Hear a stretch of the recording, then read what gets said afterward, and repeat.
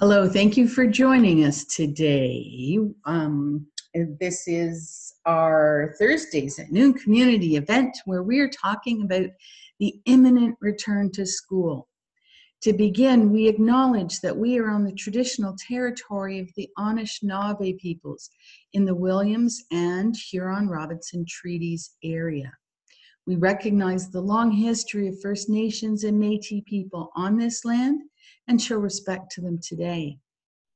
We acknowledge our neighbors, the Wata Mohawks, and the First Nations of Moose Deer Point, Shawanaga, Wasauksing, Magnetawan, Henvey Inlet, Nipissing, and Okies. Never have so many families yearned for the return to school, and on September 8th, that wish comes true. At least that's what it looks like right now. If the pandemic has taught us anything, it's to avoid counting chickens until post-hatch. Ontario's education czar has said getting children back into class full-time in September is his top priority. And the province has invested $450 million in air ventilation systems.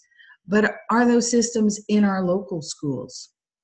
The province has announced it will be putting $309 million towards school reopening efforts, with funds going toward additional staffing, masks and personal protective equipment, and up to 500 additional public health nurses.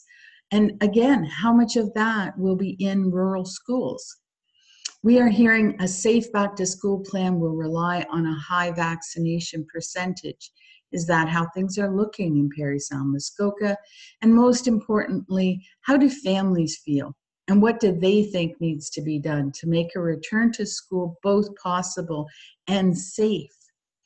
Today's guests are Provincial Green Party representative for Parry Sound Muskoka, Matt Richter, who is the education critic for that provincial party, and who is also a parent and a teacher. We hope to have Rob Hammond, who is the president of the Elementary Teachers Federation for the Near North Teachers Local. And we do have Jake Loof, who's the South VP for the Ontario Secondary School Teachers Federation in District 4. We invited the Trillium Lakeland District School Board through their communication director, Catherine Shedden, and her response via email was, "We will not be able to participate in this discussion. We are in the process of developing our return to school plans and want to have all the pieces in place before we share with our school communities." She also pointed folks to their back to school plan, which is on their website. I guess as it is now. We also invited a couple of board members from the Near North School Board who said they were unable to attend. And we invited folks from our health units and they declined as well.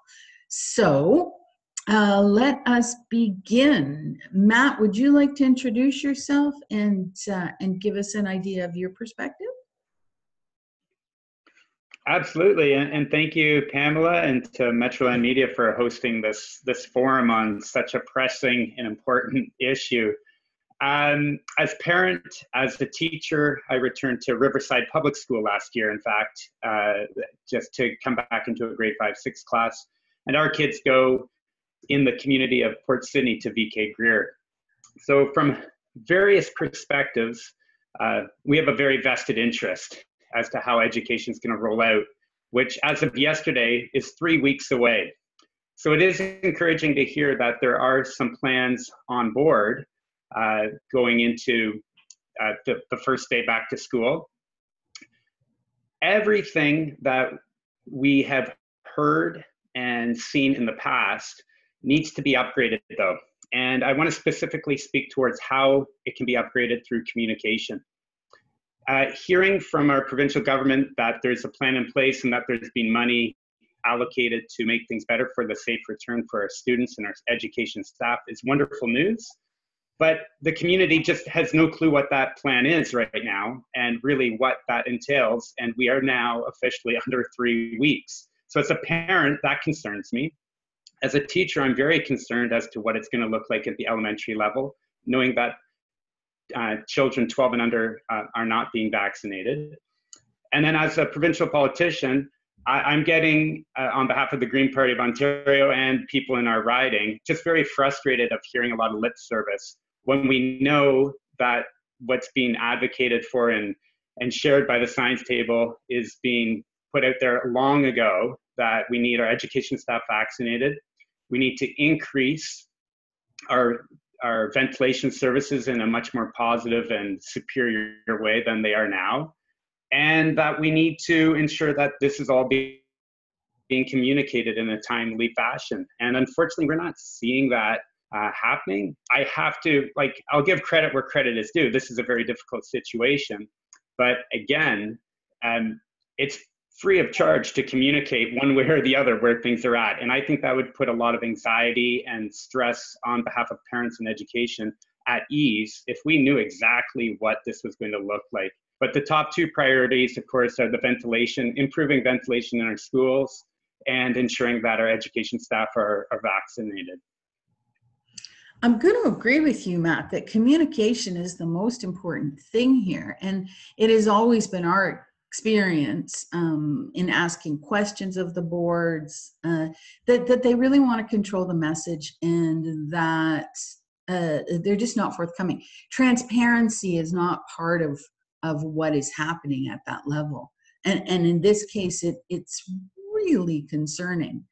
Pamela, if I can quickly jump in there, though, because I do hear that from the school board at times, but I think their hands are tied behind their back from how the Ministry of Education and the Ford government is leading them and what information they're having. I can only speculate on that, but I think everybody's in just a difficult position to share because it's so random and poorly communicated from the top at the ministry level. So not to go to the total defense of the Trillium Lakeland School Board if they haven't been fair and open with you, but I do think that the problem starts at the top at the ministry with Stephen Lecce and the Ford government. That's a great perspective, Matt. Thanks for sharing that with us. Jake, are you ready to join us and introduce yourself? Yep, I'm switching off the mute. I should be coming on in view there. Hi. Hi, how are you? Well, what is your perspective? Well, first, introduce yourself to the folks, and then let us know what are the secondary school teachers thinking?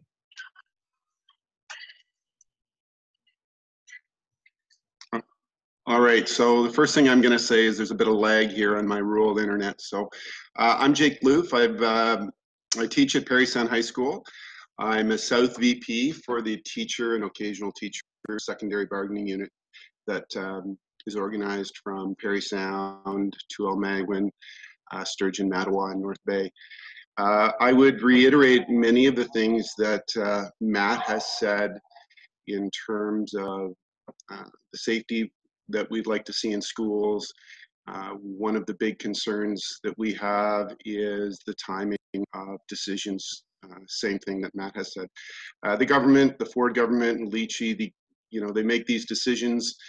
Just 2 days ago, talking about mandatory vaccinations, when I think we could see this issue needing addressing back in early July, early June, and that would give the school board time to work and then put programs into place which would allow then the community, parents, and employees to ask the questions that we're starting to ask now that school boards don't have answers to, because guidelines didn't come out until just early August, some guidelines, and some of them are still vague, leaving a lot of interpretation up to boards in terms of how to implement the new COVID precautions. So yeah, that's kind of where I'm at, and I think where our teachers are for the secondary level in the near north. Okay, thank you for that. So we were going to have Rob Hammond on the call. I'm wondering if maybe he's one of our telephone callers. I'm going to unmute the telephones. Hi, Pam. Rob is just trying to connect right now. He'll be on momentarily. Oh, okay. All right. Thank you very much. So while we wait for Rob, do we have any questions at this point from the community? You can raise your hand visually or using the little hand signal. And again, I'll unmute the phones in case. Does anyone have a question at this point? What is your perspective?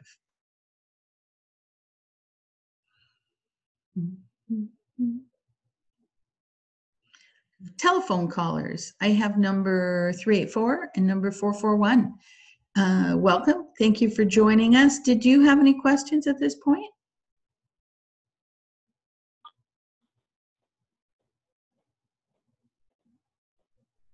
Okay. All right. I do like to check in with our telephone callers because we can't see them.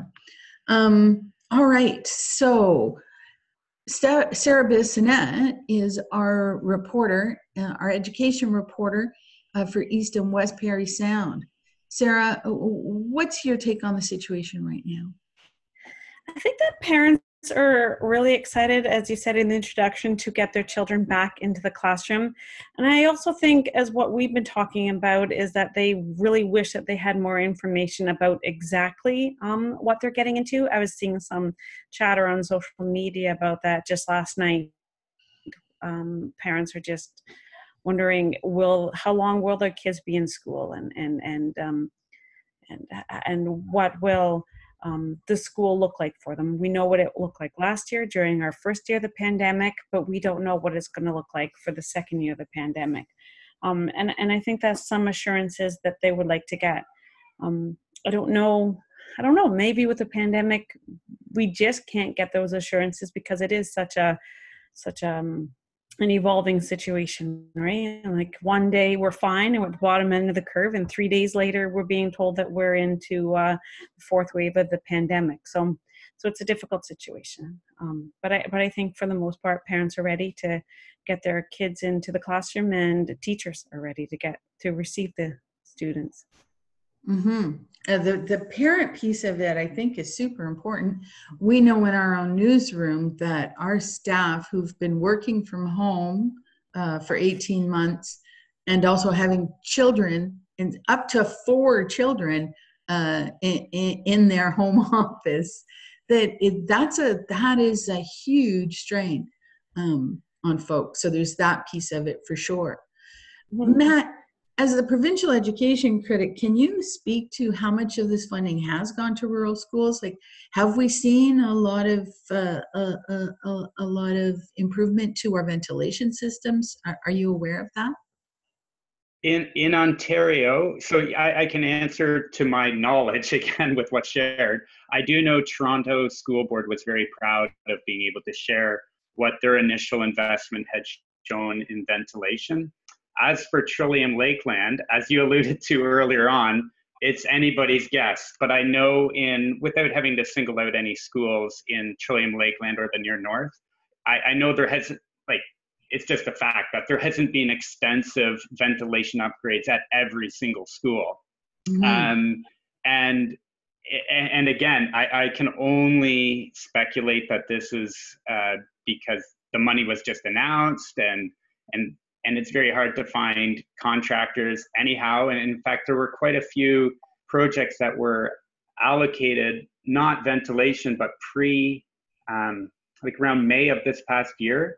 But they had to, these were upgrades to schools, not to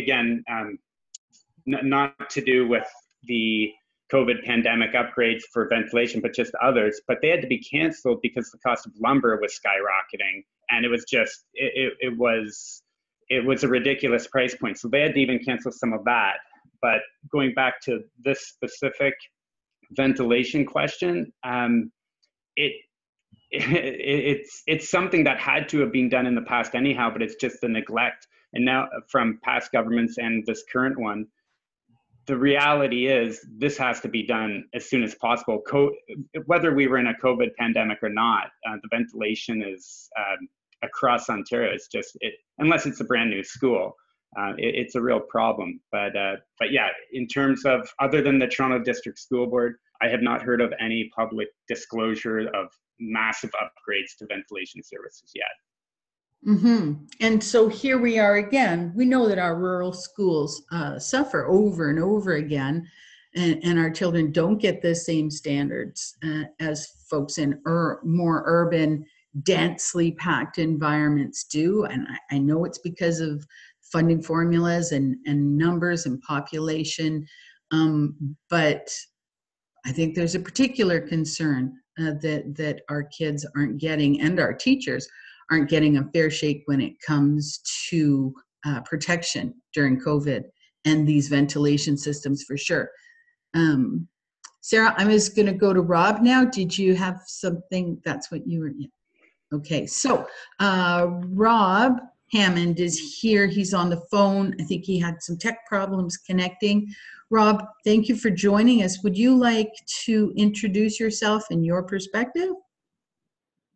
Yes, it's Rob Hammond, president at the Near North Teachers Local, ETFO. And yeah, with the Emory, yes, hi. Please do, go on. Okay, yeah, so we're just looking at with the startup this year, it's a very fluid situation right now, and we don't know exactly how it's going to roll out. In terms of whether, you know, some of our members are going to be fully vaccinated, whether, you know, masks are going to be required, whether we're going to be able to stay in school. The bottom line for us at the elementary level is that children need to be in the classroom. They need, you know, that social connection. It's very important for their social and emotional development as well as their academic needs. And we're hoping that, you know, whatever provisions that the government is able to put into place, that we're able to maintain kids in schools for the full year. However, smaller class size would certainly augment that our ability to sustain that for the rest. So that's my opening comment. Okay, thank you, Rob. So, and how are secondary school teachers feeling now and want to welcome the kids back to school? Are they feeling like it's a safe environment? If you're talking secondary, I can't speak to that. Oh, I'm sorry, elementary. I just deal with yeah, I'm Sorry. just elementary, so it's you know, JK to grade 8. Yeah, so I'm sorry, I misspoke. I'm asking from the elementary teacher's perspective. Okay, could you re-ask your question, please? Sorry. Yeah, how are the teachers feeling? Are they feeling, you're saying that we're welcoming kids back to school, that teachers feel that it is an important, and I think parents and I think kids, I think everybody across the board, health units are saying it too, it's important for kids to be in school. But how are the teachers feeling? Do they feel like it's safe for them to be back in school? Well, I mean, first of all, we have no control over you know, younger children being vaccinated, because right now the medical evidence doesn't support that they can be. So the reality is that those children really need to be in school. We need to service their needs, and a majority of our teachers want to be back in the classroom, want to be working with these kids, and that because that's where the best learning takes place. Online learning is no substitution for in-person learning, and our students, you know, deserve a good education, and they need to be in the classroom with a classroom teacher. So yes, a lot of our members are actually excited to get back into the classroom. There certainly are some concerns, but you know, most of those are beyond our control. Mm-hmm.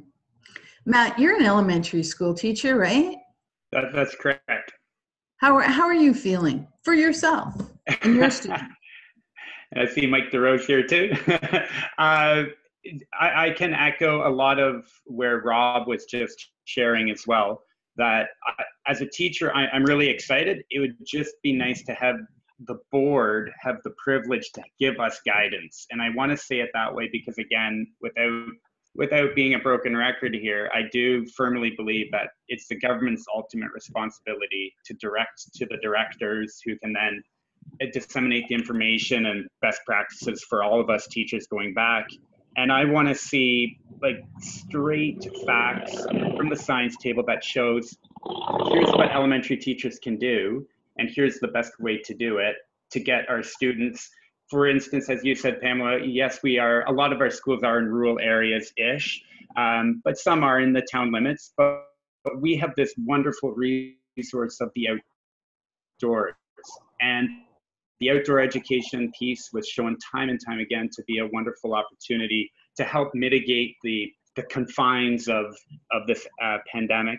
So getting students outside, getting them into the forest and having outdoor classrooms, that takes funding and appropriate funding. But then teachers, as I was taking my students across Brunel Road into the forest, that is Trillium Lakeland property. And there we were, a small class in the forest, and the government was directing us to all wear masks while in the forest with young kids. Well, that's quite problematic when we're getting students hearing that, yet that evening they're going off to Little League hockey at the time and they're not wearing masks. And so there's this conflict message going on. So we need just straight up facts. And if it's information that we might not want to hear, so be it, just present us the rationale. Mandate during the pandemic, and I want to really emphasize this as a teacher, I want to see our class sizes come down to where it's possible to teach.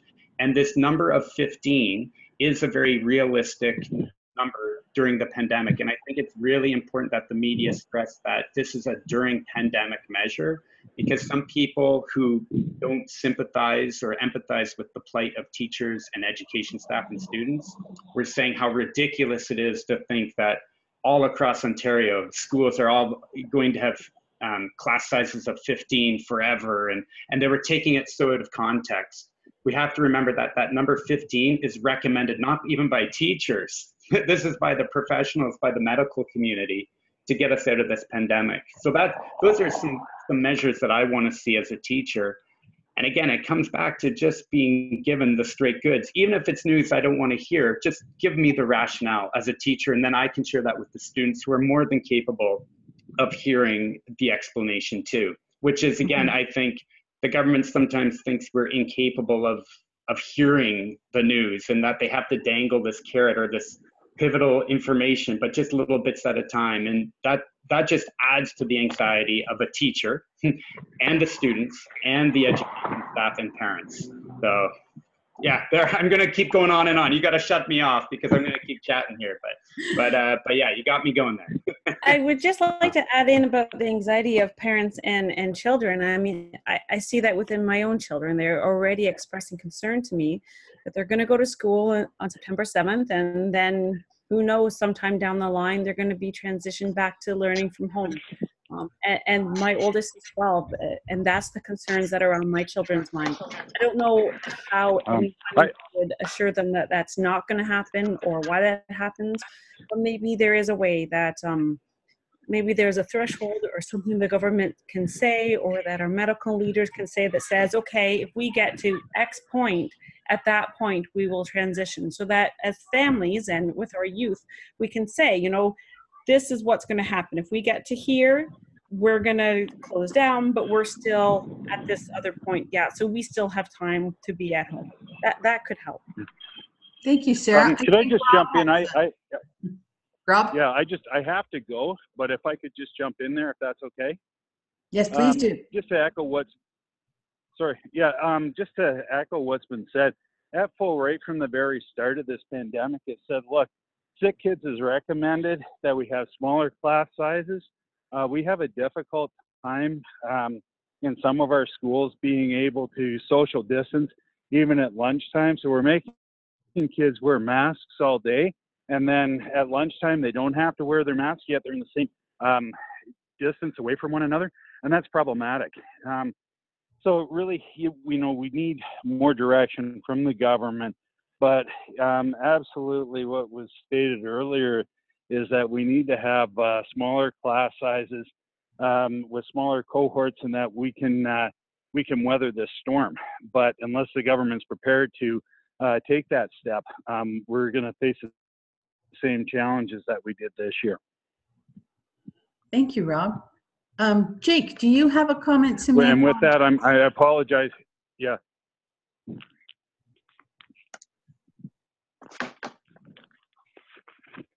Hi, Jake. Class sizes.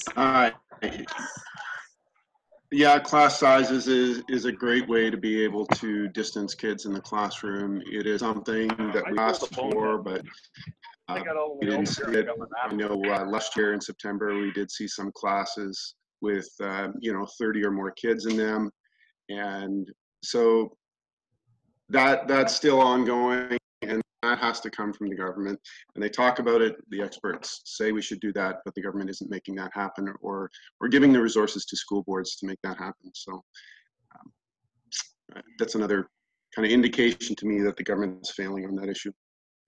And if we heard from the Ministry of Education in these 3 short weeks that they were going to go with the class size of 15, do we have the teachers to do that? Would they have to do like some sort of immediate super fast hiring?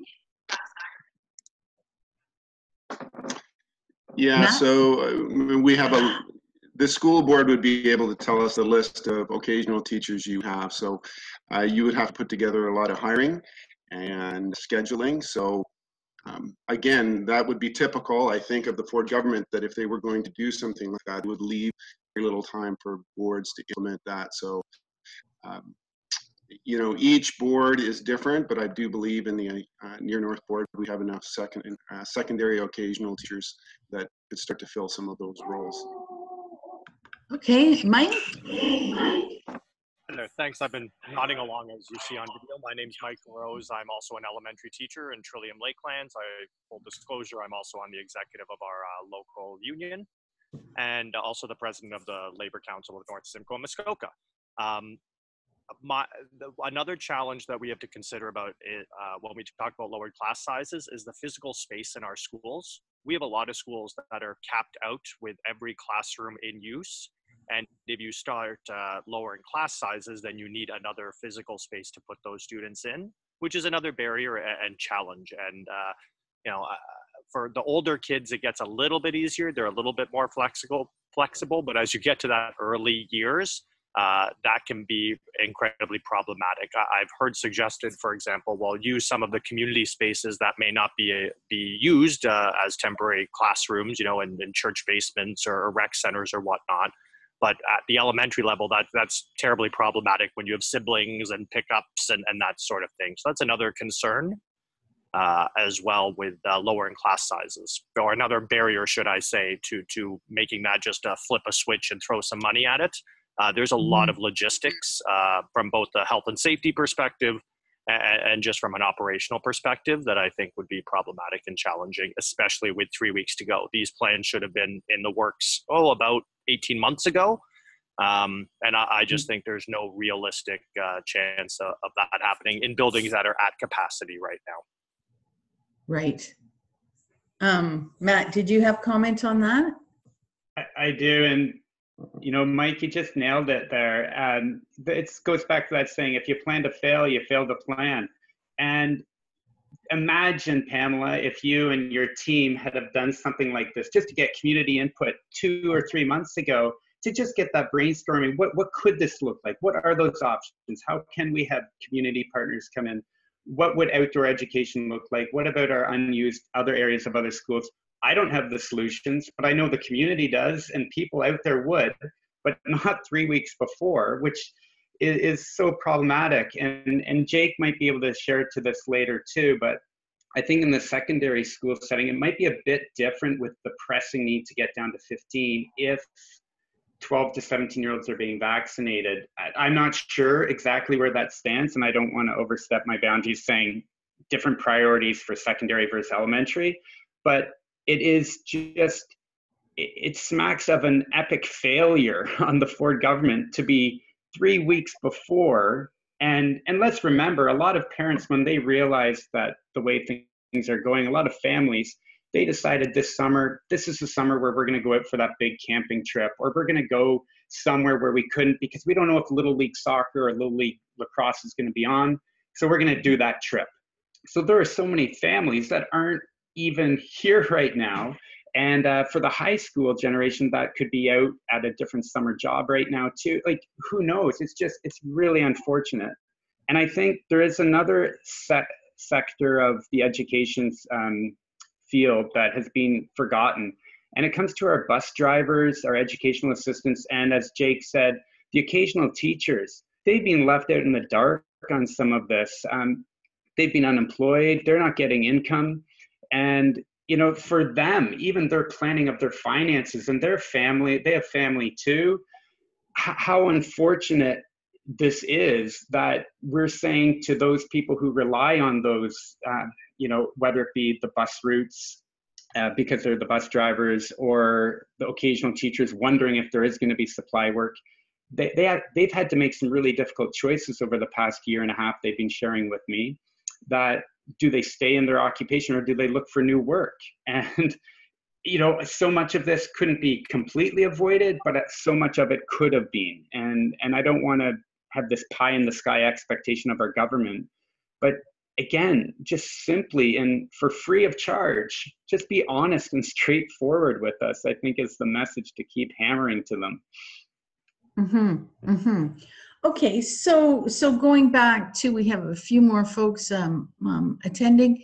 Does anybody in our last 15 minutes here, does anybody have a question that they would like to bring to the group? I should. I'm unmuting telephone callers as well.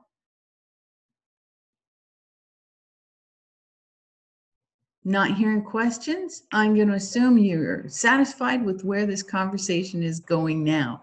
Now, Mike, you did, oh, do I have 926? Did you have something you wanted to say? Telephone caller? Oh, Derek Taylor. Has the province or board looked to other countries as to how they are handling the same issues? We seem to keep doing the same thing every year. So we don't have the board or the province with us. Rob, are you back on 1926, Rob?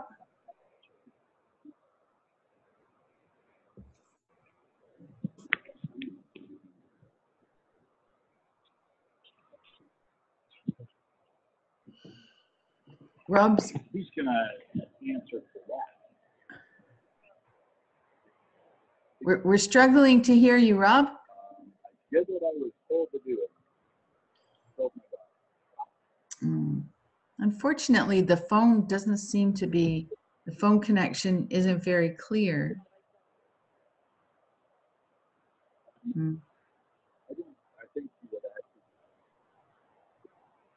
I'm sorry, Rob, we cannot hear you.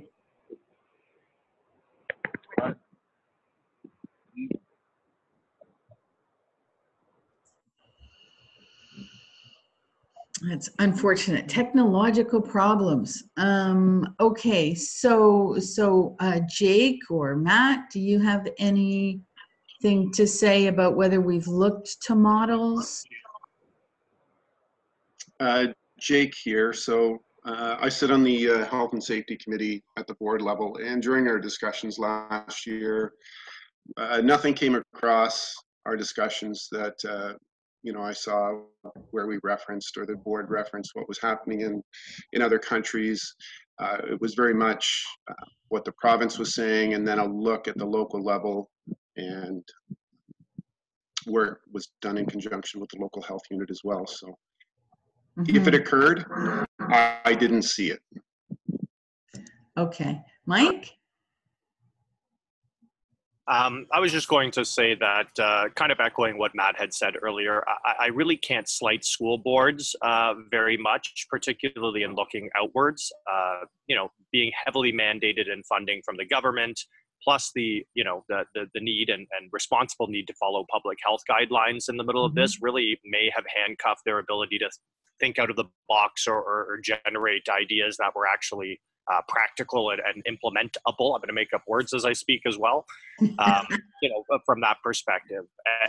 And anecdotally and biasedly, when I've seen this conservative government use the word consultation, I don't think that has been as robust and as wide-reaching as I think that we, at least from where I stand in the education sector, would have liked. So I'm sure that, we've heard through the media and through news, about experiments in some of the Scandinavian countries or in Australia or New Zealand.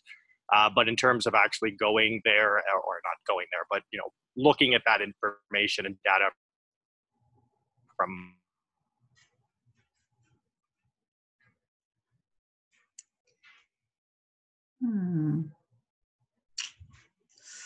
I have frozen. Are you still on the same page? I'm sorry, folks. I froze for a moment there. Okay, so what then are we hoping? What's best case scenario? Matt, if you could envision a September that makes sense to you, what would it look like? So as a teacher, specifically at the elementary level, it would look like students coming back to school. And this is a realistic best case scenario, wearing masks inside, but not outside. Playground equipment available. Outdoor and forested spaces available without a mask. And beyond that, the ability to ensure that those students that have to still be at home doing at-home learning, for whatever the reason might be, that they have the appropriate equipment, the appropriate broadband service, internet service, that everything is done, because any student, like one student left behind is one too many. And I know that's a bit cliche-ish, but look where we live. Look at like the time and day of the technology of this era that we're in, and to think that there are students across Ontario and right here in Trillium Lakeland that were left behind because the technology didn't keep up to what they needed, and that was the only solution. And I know for some students they're going to have to be at home this coming September, but yeah, I think, not to hammer it out too much, but it's the mask issue of being outdoors and having that mask come off in the outdoors, and giving the students giving students and parents, so this is my final point again, giving students and parents and education staff timely updates, and I could even say weekly updates that are, so those weekly updates would be predictable. Maybe they're every Thursday before going into a weekend. And that as Sarah, as you said, that the expectations are laid out and they're followed consistently, because predictability, it gives people just that peace of mind, and that's what people deserve. So that's what teachers deserve as students and parents. So 7 more minutes. Yeah. Sorry. Apologies, Matt. No, all good. Okay, Sarah, you're a parent. You're an education reporter. What does best case September look like to you? That my kids go to school, that that nobody gets sick. That's pretty much it. I mean, that's the main thing I want, is my kids in school. I want my kids to see their friends. I want my kids to meet their teachers. I want them to be able to touch pieces of paper and go for a run, and being able to do what they did before the pandemic. As far as pandemic precautions and everything, I mean, we should be having ventilation. We should be having all that kind of stuff. And the kids are used at this point to be having to wear masks. Like Matt said, I would like them not to have to wear masks outside. That is one thing that I did hear from them last year, is that it gets hot outside and then they're running around and they're trying to play. So that didn't work for them. Of course, if that's what has to be because the science is telling us that's what they need, then that's something we're going to be encouraging. But for me, primarily, September is going to school, showing up for the 8:50 or 8:40 class time, and I'll pick them up at 3:10 at the end of the school day again. That's primarily what I want. No disruptions. Boring. I want boring, Pam. Some boring consistency, please. Right? Definitely what I want. Jake, can you speak to what best case scenario would be for you and the teachers you represent? Yeah, so I think I would just repeat what some of what Sarah has said and Matt has said in terms of getting back to normal. The one thing I would like to add is, what are we going to learn from this? So when we come out of this on the other end, I think my daughter and my son who are in school, I think what they're learning is that social media is not a way to connect with their peers. They felt isolated, even though they can talk in an instant. And it all comes back to, in my mind, how incredibly valuable schools are. That they can connect while they're on the bus, they connect while they're in the halls, in the cafeteria, in the classroom. We've seen through this country mental health concerns on the rise for our young people. And I think it's related to the stress of the pandemic. I think it's also related to their inability to see their friends in a meaningful way. So the value that schools provide for kids, I think it would be ashamed if people hadn't realized that before, if they didn't realize that now and going forward, that we don't figure out a way to make schools a vibrant, important place in our communities. And it's one of the concerns I have in terms of some of the things that Ford and Leachy government want to do with education. So I think that would be the big thing for me, is the go forward piece. Mm-hmm. Thank you for that, Jake. We're going to try again to get Rob for a last comment, and hoping that the technology works. Rob.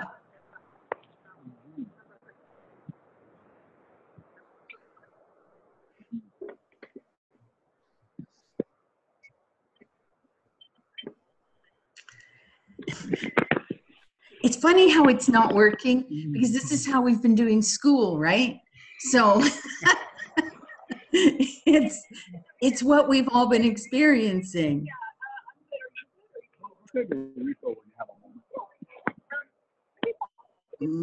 I'm afraid it's just not working. I'm sorry, Rob. If you have a comment, we can publish it when we post this for folks to see. And it will be something that is added to stories over the next 6 months in terms of back to school and how it's going. We can add your comments, Rob, in text.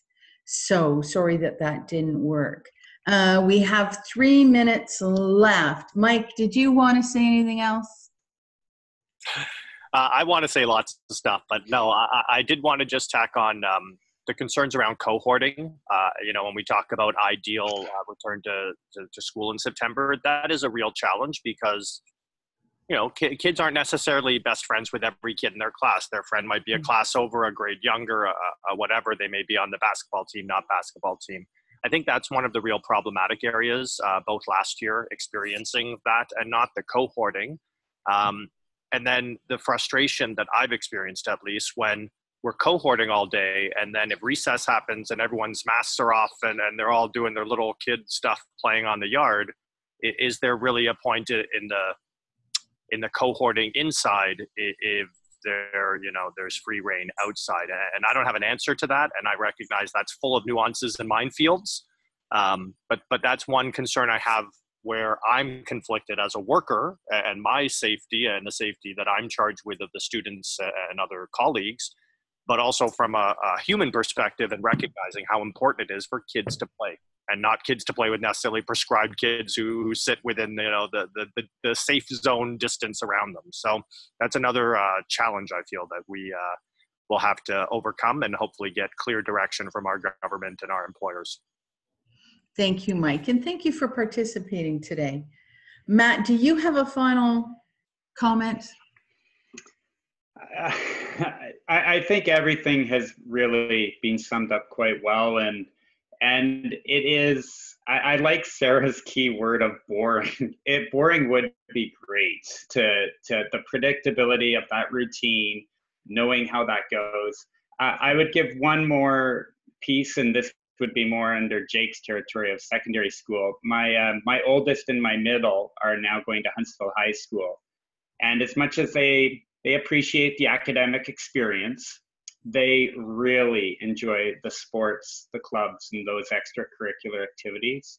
So I'd just like to tack that on, that I do hope there is some clear direction that shows what is going to be available. I know they've mentioned it's available, but it's so unfortunate, but unless it actually happens, and up until the day it actually happens, I don't trust I don't trust what is being said. And it's just because of what's happened in the past. And for the sanity of my children in high school and all high school students, they need that direction, especially at the athletic level and club level, so they can start preparing for that and knowing that that piece of their school experience will be in place. And if it's not, just be straight up and tell them. So yeah, I would tack that on as well. Thank you, Matt.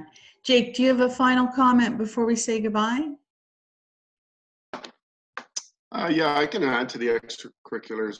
My kids have done it every year they've been in high school, and there's still unknowns in terms of what does extracurriculars mean? What does the government think it means? Can I take a team from Parry Sound and mix with a team from Huntsville, or does the government think extracurriculars are just running some clubs at lunch and after school, in the school?